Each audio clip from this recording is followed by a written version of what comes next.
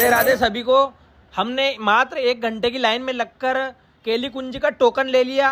अब वीडियो के अंत तक आप भी बने रहे ताकि आपको पता लगे कि हमें सत्संग का, एकांतिक का और प्रेमानंद जी के दर्शन किस तरह से करते हैं, उसका टोकन कैसे लेना है। तो वीडियो के अंत तक इसलिए बने रहना है आपको क्योंकि आपको इसमें पूरी जानकारी मिलने वाली है कि आपको टोकन किस तरह से मिलते हैं। तो चलिए वीडियो के अंत तक बने रहें। बहुत बहुत बधाई हो, आपको केली कुंज का टोकन मिला। टोकन किस चीज का मिला? लेकिन टोकन मिला सत्संग और मंगला आरती का। कितने घंटे तक लाइन में लगने के बाद मिल गया था? सिर्फ 1 घंटे लाइन में लगा। 1 घंटे के बाद। तो इंटर कब हो गए थे केली कुंज में? दूसरे दिन 3:30 बजे। तो फिर महाराज जी के हुए दर्शन? हाँ, दर्शन हुए। तो आप सत्संग में जाकर बैठे थे सबसे पहले?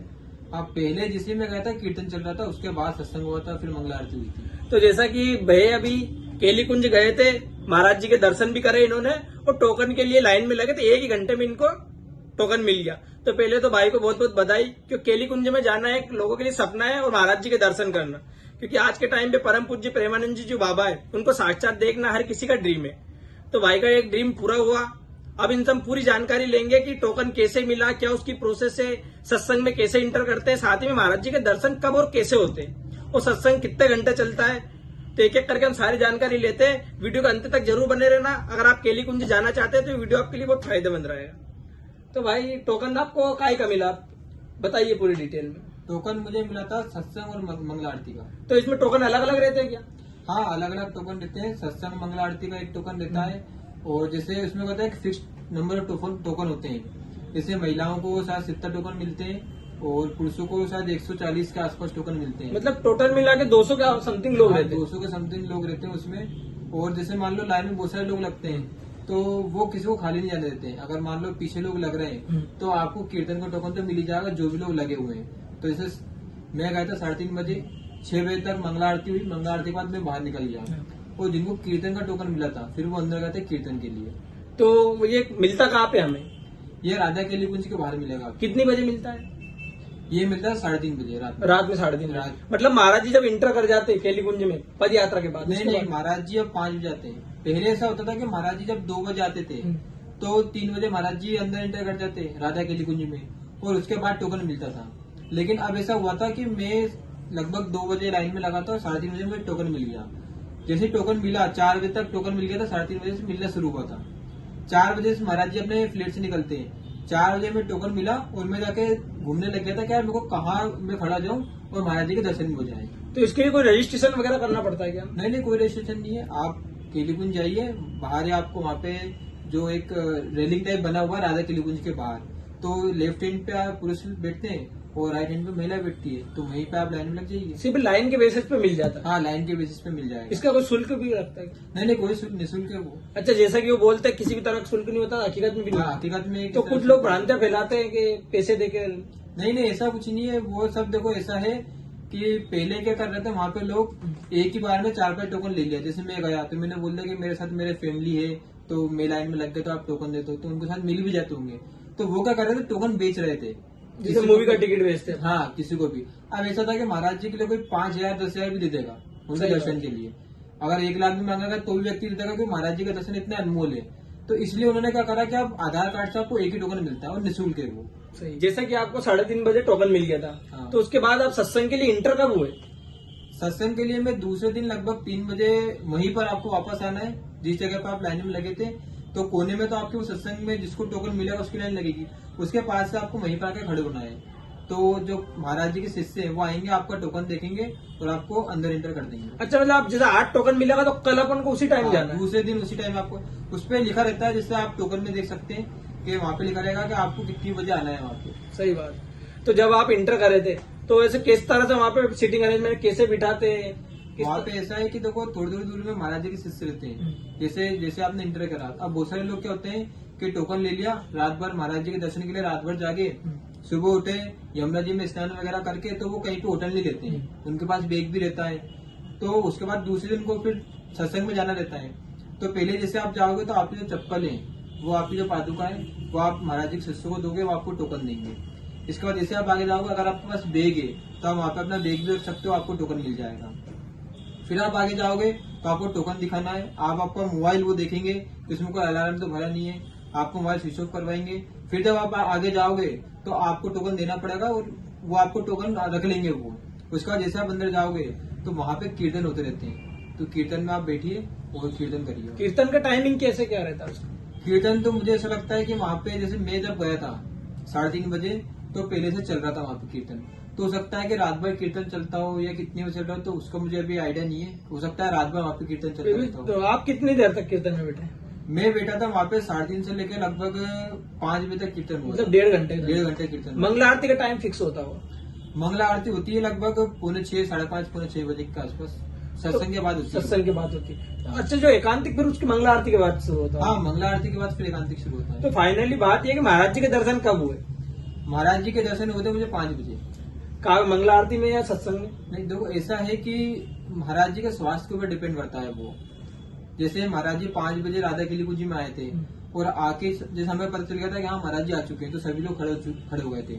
हम खड़े हुए, महाराज जी आए, महाराज जी ने वही राधे राधे करके, वो जैसे महाराज जी ऐसे करके चलते तो महाराज जी ऐसा करे, उसके बाद महाराज जी फिर ऊपर चले गए। तो जब हम टोकन ले रहे थे उसी समय पे जो महाराज जी के शिष्य उन्होंने बोल दिया था कि जैसे अभी महाराज जी सत्संग नहीं कर रहे हैं क्योंकि उनका जो स्वास्थ्य वो अनुकूल नहीं है। तो प्रेमानंद जी महाराज के शिष्य ने बोला था कि अगर महाराज जी का स्वास्थ्य ठीक रहता है, अनुकूल रहता है, तो वो मंगला आरती में आ जाएंगे।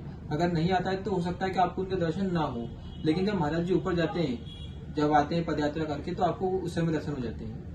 तो जब भी महाराज जी के जितनी भी देर दर्शन हुए, कैसा लगा दर्शन करने के बाद? दर्शन करके तो ऐसा लगता है कि बस देखते रहो उनको, वो जाए ना कहीं पे। हाँ, ये भी। तो कितनी देर देख पाए उनको एक नजर में?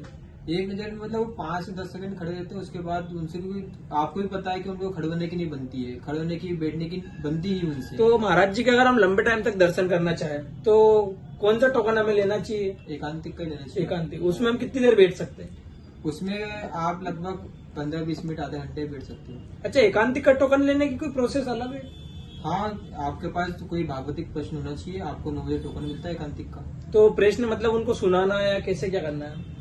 प्रश्न ऐसा है कि जैसे आपके मन में कोई प्रश्न हो, जो भी, एक तो वो भागवतिक होना चाहिए। इसके बाद ये है कि आप अपना प्रश्न लेके जाएंगे उनके शिष्य के पास 9 बजे, आप अपना प्रश्न देंगे। अगर आपका प्रश्न को लगता है कि हाँ भागवतिक है, अच्छा है, तो वो आपको हो सकता है टोकन दे दे। और उसमें भी कंडीशन ये है कि अगर उनको ऐसा लगता है कि यार हो सकता है कि इनका पर्सनल, अगर तुम्हारा पर्सनल प्रश्न रहा तो हो सकता है वो आपको एंट्री ना दे और वहीं पे आपका जो भी है वो सोल्यूशन दे दे। अगर उनको ऐसा लगता है कि यार नहीं यार ये समाज कल्याण के लिए हो सकता है, सभी का प्रश्न हो सकता है, तो आपको फिर महाराज जी के द्वारा आंसर मिलेगा, तो आपको टोकन मिल जाएगा। मतलब महाराज जी के एक तो लंबे टाइम दर्शन हम एकांतिक में कर सकते हाँ, हैं, एकांतिक। या फिर उनकी जो पद यात्रा निकलती है उसमें भी कर सकते हैं। पद यात्रा में तो वही है कि वो चलते रहेंगे और आप उनके, पहले ऐसा होता था कि महाराज जी पहले आराम से चलते थे।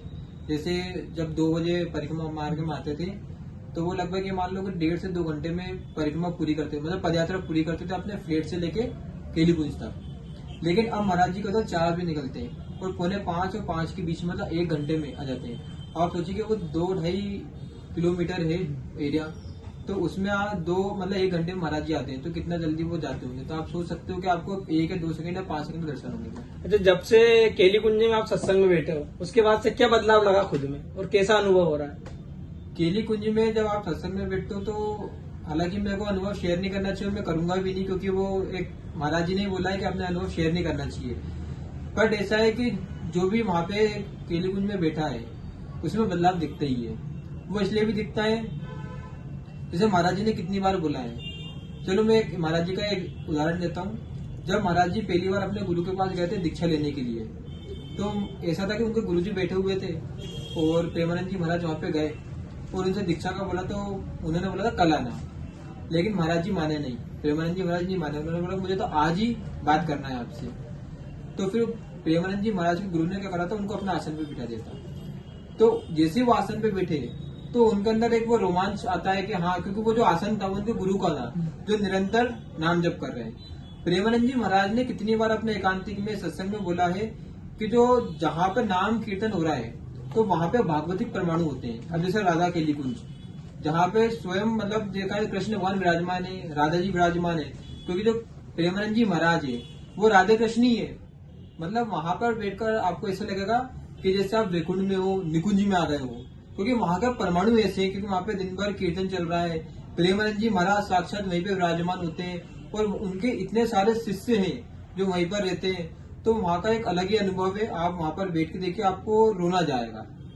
तो मतलब वहां पे जो भी लोग जाना चाह रहे हैं प्रेमानंद जी महाराज के दर्शन के लिए, सत्संग के लिए, बहुत इजी प्रोसेस है। टोकन लेने के लिए किसी भी तरह का कोई शुल्क नहीं है। पहली चीज तो आप ये नोट कर लो, निःशुल्क है पूरी तरह से। टोकन में भी आप देख सकते हैं निःशुल्क है, उसमें पूरा प्रॉपर टाइमिंग भी है, किस टाइम पे आना है, किस टाइम पे जाना है। साथ में बिल्कुल सिंपल प्रोसेस है, आपको लाइन में लगना है और लाइन में लगकर अपने आधार कार्ड के जरिए टोकन लेना है। बिल्कुल सही। और अगले दिन आपको जो भी टाइमिंग वो बताते हैं उसी टाइम पे जाना है और सत्संग हॉल में इंटर करना है। सत्संग अच्छे से करो उनके भक्तों के साथ, राधा रानी के भक्तों के साथ। आपकी अगर किस्मत अच्छी रही तो आपको महाराज जी के साथ भी सत्संग करने का मौका मिलेगा। मंगला आरती आप अच्छे से देखो, क्योंकि हम जो टीवी या मोबाइल में देखते हैं और प्रत्यक्ष रूप से हमारी आंखों से देखते हैं उसका तो फर्क रहता है। क्योंकि जब हम मोबाइल में देखने के बाद इतने भावुक हो जाते हैं तो आपने तो साचा देखा ही है वहाँ। मंगला आरती बहुत अच्छी हुई थी, बहुत अच्छी हुई थी। बहुत अच्छी हुई थी। अब ऐसा है कि जैसे आपको हो सकता है कि जैसे मुझे महाराज जी के इतने अच्छे दर्शन नहीं हुए, मुझे ऐसा लग रहा था कि आज सत्संग में जाएंगे, महाराज जी सामने बैठ के सत्संग करेंगे, आधे पौन घंटे का सत्संग होता है तो थोड़ा अच्छा लगेगा, इसलिए हमने टोकन भी लिया। तो पहले ऐसा था कि कीर्तन में तो बहुत अच्छा लगा, फिर ऐसा लगा महाराज जी आएंगे, सामने स्टेज लगा हुआ था, वहां पे जो राधा लिखा रहता है, तो मेरे को लगा महाराज जी वहीं विराजमान होकर सत्संग करेंगे। लेकिन फिर ऐसा हुआ कि जैसे महाराज जी आए, महाराज जी के आने के बाद और वहाँ पे एलईडी लगी रहती है, तो सत्संग शुरू हो गया वहीं पे। फिर ऐसा लग गया था कि यार महाराज जी अब नीचे नहीं आने वाले, फिर लगा कि यार मंगला आरती में जाएंगे, फिर मंगला आरती शुरू हुई। तो जो स्टेज बनी हुई थी वहाँ पे, वहीं पे वो राधा कृष्ण भगवान की मूर्ति और जो राधा जी की अष्टसखियां हैं उनकी मूर्ति लाते हैं, मंगला आरती करते हैं। तो वो एक बहुत अच्छा अनुभव है। भले आपको महाराज जी के दर्शन हो जाए तो अच्छी बात है, अगर नहीं भी होते हैं तो आपको एक बार तो राधा केली कुंज चले जाना चाहिए इस टोकन के जरिए। तो दोस्तों जो भी राधा केली कुंज आश्रम में जाना चाहते हैं, सत्संग में, एकांतिक में, मंगला आरती में, बहुत इजी प्रोसेस है, आप जाइए बिल्कुल। यहाँ अगर आपके पास समय की कमी है, अभाव है, तो आप पद यात्रा में भी उनके दर्शन अच्छे से कर सकते हैं, वहां पे भी आसानी से दर्शन हो जाते हैं। और अगर आपको एकांतिक में जाना है तो कोई ऐसा प्रश्न आपके जो मन में हो वो आप लेकर जाइए, अगर वो सिलेक्ट होगा तो आप अंदर जा सकते हैं, नहीं भी होगा तो महाराज जी के दर्शन आप पदयात्रा में भी कर सकते हैं, फिर सत्संग हॉल में कर सकते हैं। तो सभी को राधे राधे। ये वीडियो ज्यादा से ज्यादा शेयर करना ताकि उन लोगों तक पहुंचे जो महाराज जी के दर्शन करना चाहते हैं सत्संग के जरिए, मंगला आरती के जरिए, एकांतिक के जरिए, ताकि उनको जानकारी अच्छे वे में, इजी वे में मिले। क्योंकि प्रत्यक्ष व्यक्ति हमारे पास जिन्होंने अनुभव शेयर करा, क्योंकि अभी 2 दिन पहले ही जो सत्संग हॉल में जाकर आए और महाराज जी के दर्शन करके आए। तो सभी को राधे राधे, जय श्री राम। जय श्री राम।